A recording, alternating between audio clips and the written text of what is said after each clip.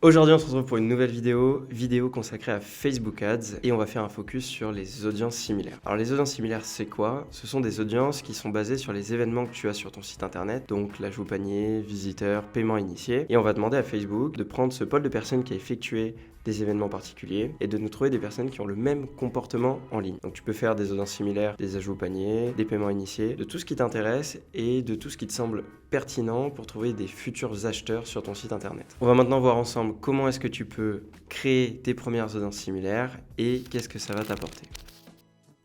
Donc on se retrouve sur l'ordinateur. Comme tu peux le voir, je suis déjà sur le gestionnaire d'audience. Pour accéder au gestionnaire d'audience, tu cliques sur le menu Burger, Audience, et tu vas arriver sur cette interface. Là, tu as envie de créer ta première audience similaire. Tout simple, tu vas sur Créer une audience, Audience similaire.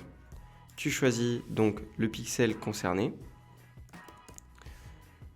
Ici, c'est celui-ci. Et ensuite, on va choisir quel type d'événement on veut pour créer l'audience similaire. Là, tu as l'achat par défaut. Alors attention, tu ne peux pas créer une audience similaire si tu n'as pas 100 clients uniques dans les 60 derniers jours qui remontent ici. Si tu ne les as pas, dans ce cas-là, je t'invite à aller sur un autre événement avec valeur et créer une audience similaire, par exemple de la vue de contenu, de l'ajout panier ou du paiement initié. Si je prends de l'ajout panier, on se rend compte que là, il y a 476 clients uniques. Donc, on a toutes les infos, on peut créer l'audience similaire. On choisit juste l'emplacement, donc ici en France, et on va chercher la taille d'audience. Alors à quoi correspond ce pourcentage sur la taille d'audience? C'est tout simplement un pourcentage qui reflète le degré de similarité de ton audience. Plus tu es proche de 0%, plus tu vas avoir des personnes similaires à ce que tu as demandé à Facebook. Et plus tu t'éloignes, donc tu vas vers 8, 9, 10, et plus tu vas avoir des personnes qui s'éloignent des comportements similaires que tu recherches. Nous, ce qu'on conseille, c'est de faire des 1 à 3% et des 3 à 6%. Alors, lorsque tu le crées, attention, il ne faut pas prendre ton curseur et aller jusqu'à 6% comme ça. Tu te mets à 1% et tu cherches à définir le nombre d'audiences que tu veux. Là, tu en veux 6, donc tu fais 6 et tu vas avoir 6 différentes audiences. L'avantage, c'est que ça te permet derrière de tester juste du 1% si tu veux, juste du 1 à 2%, etc. Et ne pas avoir à recréer à chaque fois ou superposer des audiences. Donc quand tu veux faire un ensemble de 0 à 3%, tu vas mettre ton audience 0 à 1%, ton audience 1 à 2%, puis 2 à 3, etc. Une fois que tu as tout créé, tu peux moduler comme tu veux après au niveau des ensembles. Pourquoi je te conseille pas d'aller au-dessus de 6%? Tout simplement parce que en termes de résultats et par retour d'expérience, ce n'est pas là où on a les meilleurs résultats. Après, comme d'habitude, ce n'est pas parce que ça ne fonctionne pas sur certains de nos clients que ça ne fonctionnera pas sur ton projet. Donc, si tu as envie de le tester, tu peux le tester de ton côté. Une fois que tu as créé et défini tes audiences, tu vas cliquer sur Créer une audience. Je ne le fais pas ici parce qu'elles existent déjà. Donc ça, c'est la façon de créer des audiences similaires depuis ton pixel. Mais peut-être que tu as incorporé un fichier client et que tu souhaites faire une audience similaire de ce fichier client. Alors pour ce faire, on le fait un petit peu différemment. Ici, par exemple, je vais prendre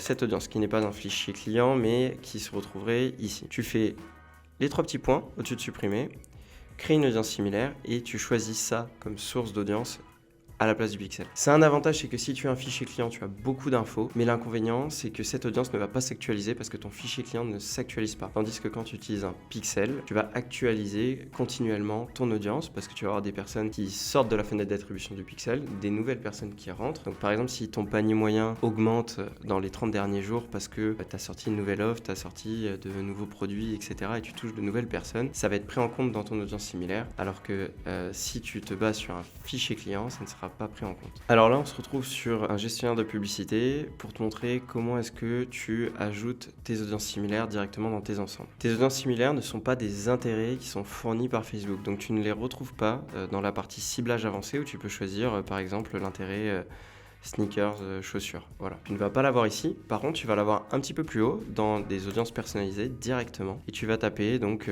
similaire 1 à 2% par exemple. Et tu vas ajouter ensuite ta similaire 1% et ta similaire 2 à 3%.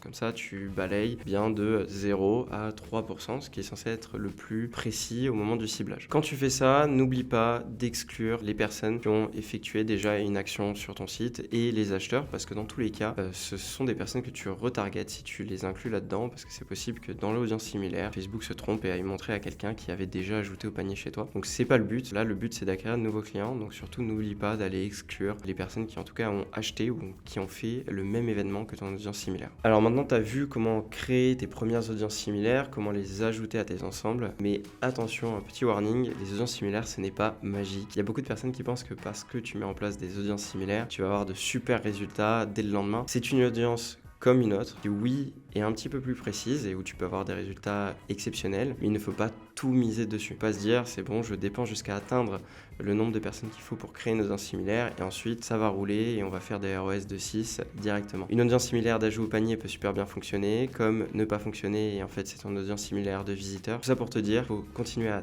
tester continuellement tes audiences et peut-être qu'en fait tes audiences similaires ne vont jamais fonctionner et que tu vas continuer à travailler avec des intérêts fournis par Facebook et c'est peut-être comme ça que ça fonctionne sur ton compte. Donc il n'y a pas de règle là-dessus. Il ne faut pas t'imposer d'avoir toujours des audiences similaires qui tournent parce que si ça performe pas et tu perds de l'argent. Pour t'aider au mieux dans ta quête de retour sur investissement, je te conseille de faire donc des audiences similaires de 1 à 3% parce que c'est ce qui performe le mieux sur la majorité des comptes. Tester si tu veux de 3 à 6%. Si réellement tu as de l'ambition, tu vas chercher 6 et plus, mais généralement on n'a pas beaucoup de retour dessus. Mais comme je le disais, c'est pas parce que ça fonctionne pas chez les autres que ça ne peut pas fonctionner chez toi. Le mieux reste d'itérer. En tout cas, j'espère que cette vidéo t'a plu et comme d'habitude, si tu es passionné de publicité, d'entrepreneuriat et de marketing, je t'invite à nous retrouver 3 fois par semaine et donc à t'abonner et à activer la cloche des notifications.